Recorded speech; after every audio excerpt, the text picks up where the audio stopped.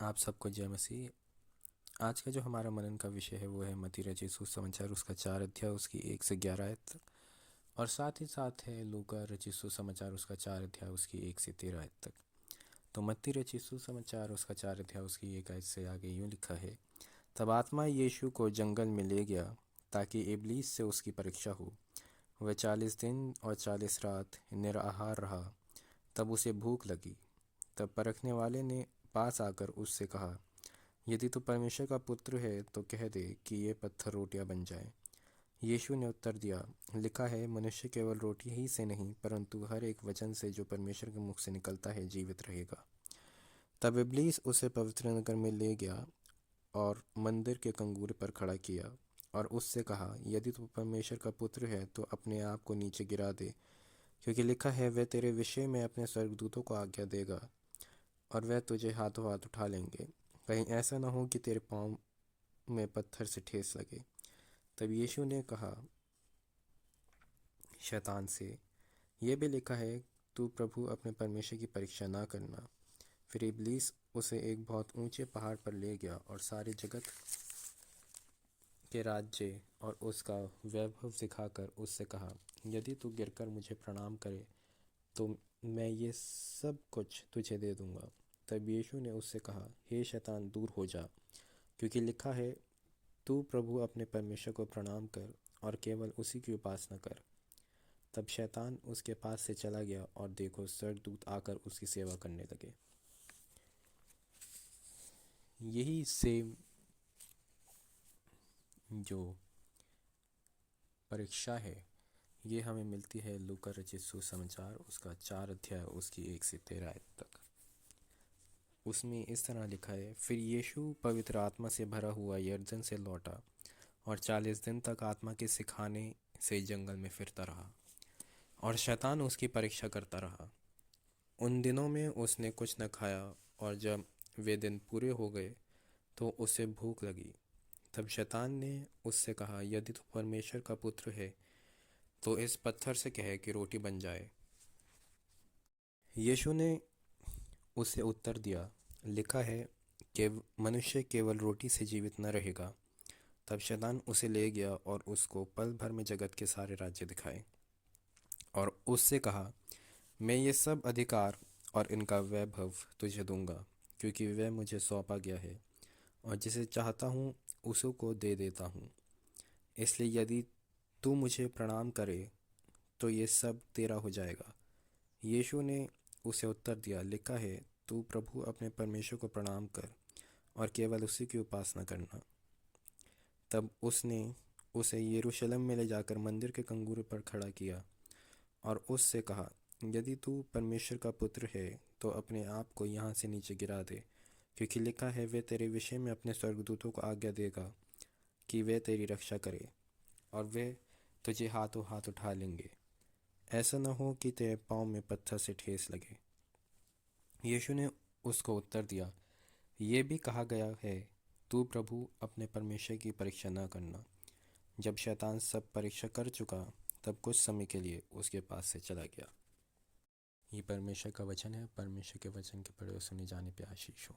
आमीन। इन दोनों भागों में जब हम पढ़ते हैं, मत्ती रचित सुसमाचार उसका पहला अध्याय उसकी 1 से 11 आयत तक और लूका रचित सुसमाचार उसका 4 अध्याय उसकी 1 से 13 आयत तक, तो ये दोनों जो है प्रभु यीशु मसीह की परीक्षा के बारे में बताते हैं जो शैतान के द्वारा ली गई। आजकल के हमारे जीवन में भी यही परीक्षा सामने आती है। सबसे पहले रोटी की परीक्षा, कि हम अपने जीवन को कैसे व्यतीत करें, किस व्यवसाय में जाएं, जॉब करें, बिजनेस करें। क्योंकि जब शादी के लिए जाते हैं तो पूछते हैं कि लड़का क्या करता है, हमारी लड़की को ठीक से रख पाएगा या नहीं रख पाएगा। तो ये जो परीक्षा है वो जो रोटी की परीक्षा है, कि यीशु मसीह से शैतान कहता है कि इतने दिन तक निराहार हो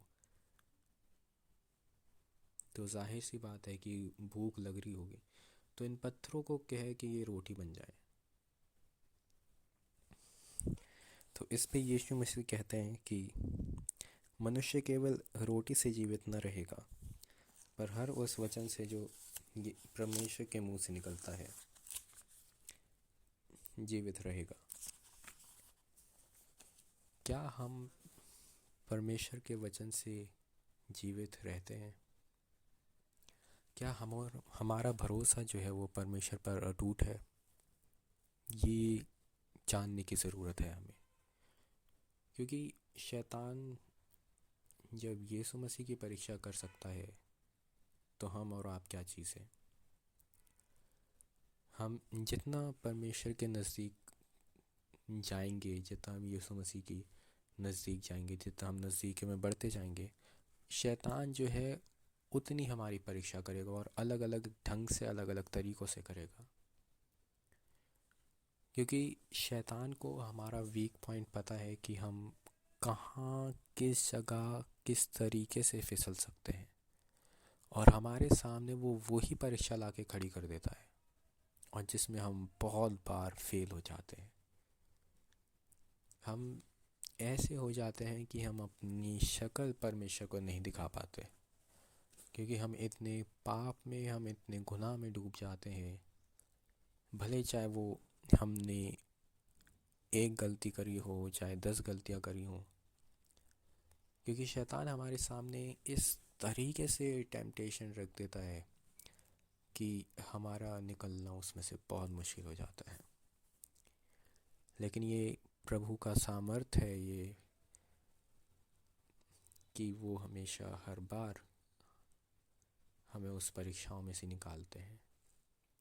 ये परमेश्वर की बड़ी दया है कि इतने पापी होने के बावजूद हम जिंदों की ज़मीन पर है। जो दूसरी परीक्षा है वो है कि तब उसने उसे यरूशलेम में ले जाकर मंदिर के कंगूरे पर खड़ा किया और उससे कहा, यदि तू परमेश्वर का पुत्र है तो अपने आप को यहाँ से नीचे गिरा दे, क्योंकि लिखा है, वे तेरे विषय में अपने स्वर्गदूतों को आज्ञा देगा कि वे तेरी रक्षा करे, और वे तुझे हाथों हाथ उठा लेंगे, ऐसा ना हो कि वे तेरे पाँव में पत्थर ठेस लगे। तो यीशु मसीह उससे कहते हैं कि ये भी लिखा है, तो प्रभु अपने परमेश्वर की परीक्षा ना करना। पर हम बार बार अपनी ज़िंदगियों में परमेश्वर की परीक्षा करते हैं। कुछ चीज़ हमें चाहिए हो तब, कुछ चीज़ नहीं मिल रही हो तब, कि परमेश्वर आप ये कर दोगे तो मैं ये कर दूंगा, अगर आप ये कर दोगे तो मैं ये दे दूंगा। तो बहुत बार हम परमेश्वर की परीक्षा करते हैं अपनी ज़िंदगियों में।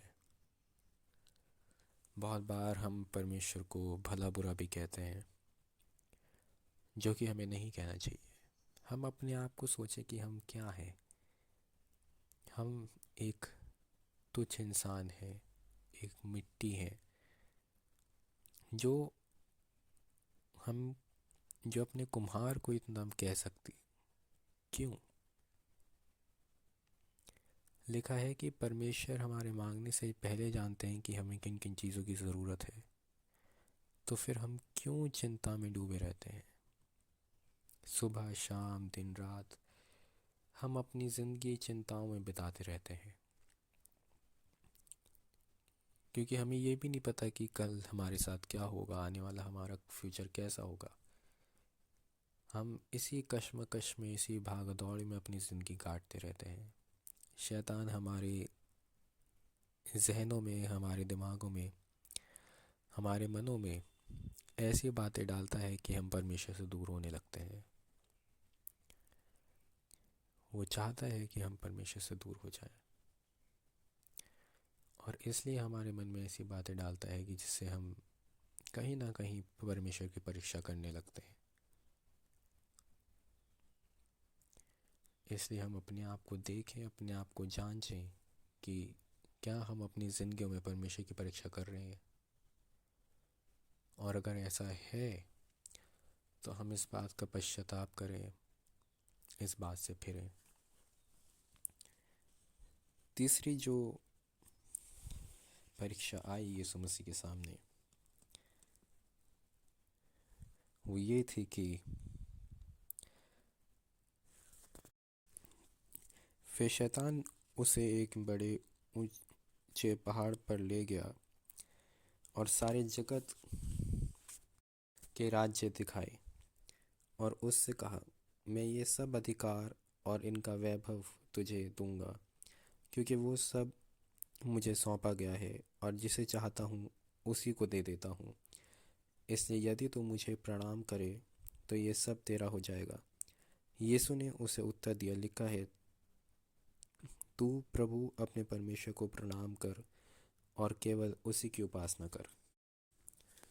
आजकल जो सोशल मीडिया का दौर है, चाहे उसमें हम फेसबुक देखें, इंस्टाग्राम देखें, यूट्यूब देखें या कोई भी ऐसी इमेजेस या फिर वीडियोस देखें, तो उसमें शैतान हमारे साथ यही कर रहा है कि हमें दुनिया का वैभव दिखाता है, अलग अलग जगहें दिखाता है, अलग अलग चीज़ें दिखाता है, लोगों को दिखाता है और हमारे मन के अंदर लालसाओं को उत्पन्न करता है।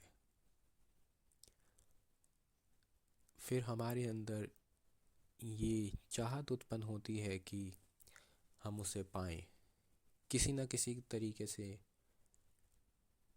हम जो चीज़ देख रहे हैं उसे हासिल करने में लग जाते हैं,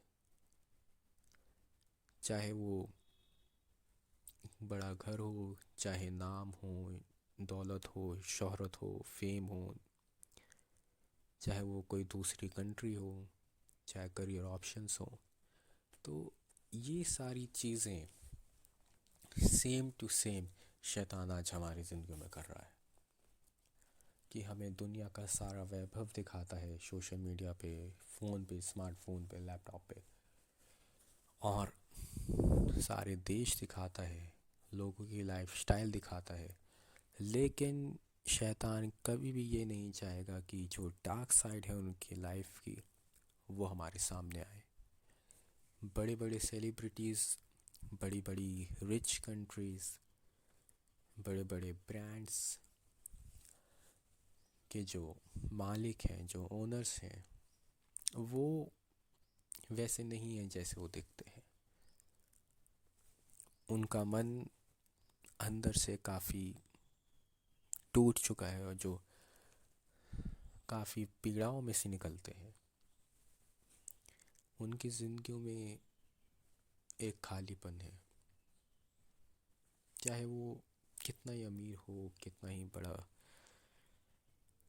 बिजनेसमैन हो, कितना ही अमीर इंसान हो। बड़े बड़े देश जो है उसमें बहुत सी शैतानी चीज़ें होती हैं। शैतान उन लोगों को भरमाए हुए है। जितने भी बड़े देश हम देखते हैं, वहाँ पे पाप अपनी चरम सीमा पर है और वो जो लोग ये सब काम करते हैं, जो पाप में डूबे हुए हैं, वो लोग उस चीज़ को नाम देते हैं फ्रीडम, कि ये हमारी फ्रीडम है जो हमें अपने लिबर्टी जो हमें मिली है, जो संविधान के थ्रू हमें मिली है, हम उसका फ़ायदा उठाएंगे। और इस एक चीज़ के ऊपर वो इतने पाप में डूब चुके हैं जिसको कोई हद नहीं। हर एक तरह का पाप इन बड़ी कंट्रीज़ में मिलता है, चाहे वो परिस्थिति गमन हो, चाहे वो व्यभिचार हो, चाहे वो लुचपन हो, द्वेष लगाना हो, छिनाला हो। हर एक तरह का पाप इन देशों में देखने को मिलता है, जिसको कवर करने की कोशिश करते हैं फ्रीडम से। उन्हें अगर कोई कुछ समझाता है, कोई उन्हें कुछ बोलता है, तो वहाँ की गवर्नमेंट्स ने जो खुद पाप में डूब चुकी है वो खुद उन गलत कामों को सपोर्ट करती हैं ऐसे ऐसे लॉज बना के। वहाँ की दुनिया ऐसी अंधकार में है, दुनिया हो चुकी है कि जिसमें जो शैतान के कब्ज़ाए हुए लोग हैं वो अपने आप ही खींचे चले जाते हैं, और जो परमेश्वर की तरफ जो रजू होते हैं लोग, उन्हें ये चीज़ें अट्रैक्ट नहीं करती। बहुत बड़ी बड़ी कंट्रीज़ हैं, बहुत बड़े बड़े नाम हैं जिनके पीछे लोग दीवाने हुए हैं, जो वर्थ ही नहीं है, जो किसी लायक नहीं है, उनको लोगों ने सर पे बिठाया हुआ है। चाहे ब्रांड्स हों, चाहे कंट्रीज़ हों,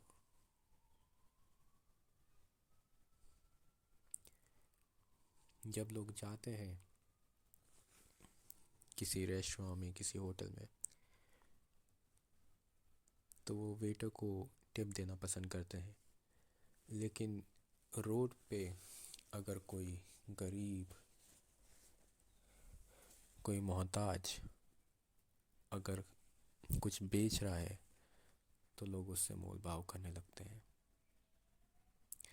बल्कि चाहिए तो ये कि वो उनकी हेल्प करे, ज़्यादा से ज़्यादा अगर वो 10 की चीज़ दे रहा है तो उसे 50 दे, 100 की चीज़ दे रहा है तो उसे 150 200 दे, ताकि उसकी आर्थिक स्थिति थोड़ी सुधर सके, ताकि उसे रोज़ सुबह ये सोच के ना निकलना पड़े कि शाम को उसके बच्चे खाना खाएंगे या नहीं। आज के वक्त में शैतान ने इंसानों के अंदर से इंसानियत ख़त्म कर दी। इसलिए हमें चाहिए कि हम परमेश्वर के वचन पे मन लगाएं और जैसा परमेश्वर का वचन में लिखा है वैसे अपने आप को बनाएं, क्योंकि आजकल के दौर में बहुत मुश्किल है अपने आप को इन चीज़ों से बचाना, जबकि सारी तरफ शैतानी चीज़ें चल रही हैं। हर तरफ लड़ाई, भुखमरी, द्वेष, ईर्ष्या, जलन जब हर जगह है, तो कंपटीशन जब होता है, तो इन सब से अपने आप को बचाना बहुत कठिन है।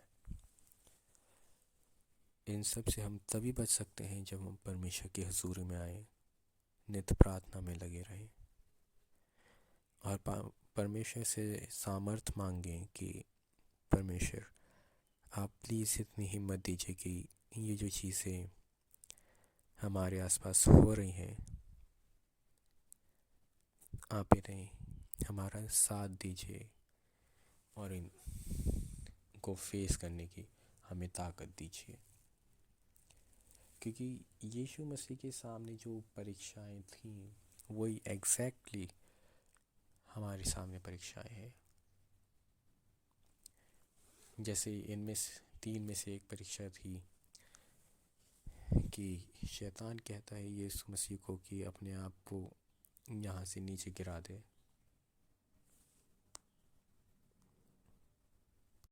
क्योंकि लिखा है कि वो अपने स्वर्गदूतों को आज्ञा देगा कि वे तेरी रक्षा करें और वे तुझे हाथों हाथ उठा लेंगे, ऐसा ना हो कि तेरे पाँव में पत्थर से ठेस लगे। आज कहीं ना कहीं जितने भी परमेश्वर को मानने वाले हैं या फिर जो होली है, उन लोगों के सामने ये परीक्षाएं आती हैं कि वो सोचते हैं कि हम होली हैं और परमेश्वर हमारे साथ है। तो यही चीज़ें जो है कहीं ना कहीं हमारे ऊपर एक दाग सा बन जाती है, क्योंकि ये एक घमंड का विषय हो जाता है। तो इसका जो आंसर है यीशु मसीह देते हैं। ये भी कहा गया है, तू प्रभु अपने परमेश्वर की परीक्षा ना करना।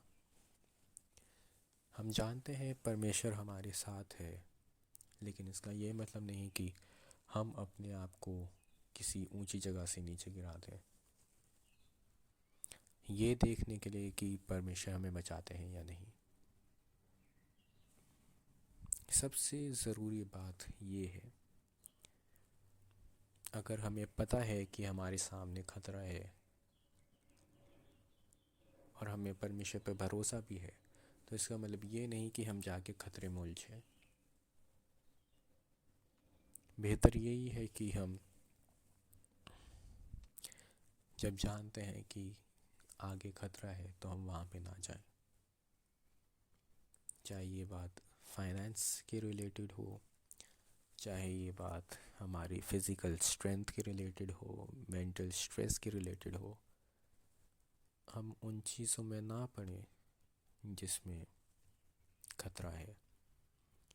क्योंकि इंसान की जो टेंडेंसी है, जो इंसान की मानसिकता है, वो ये है कि पहले वो उसे खतरे मोल ले लेता है वो, और फिर बाद में कहता है कि परमेश्वर आप मेरी मदद कीजिए।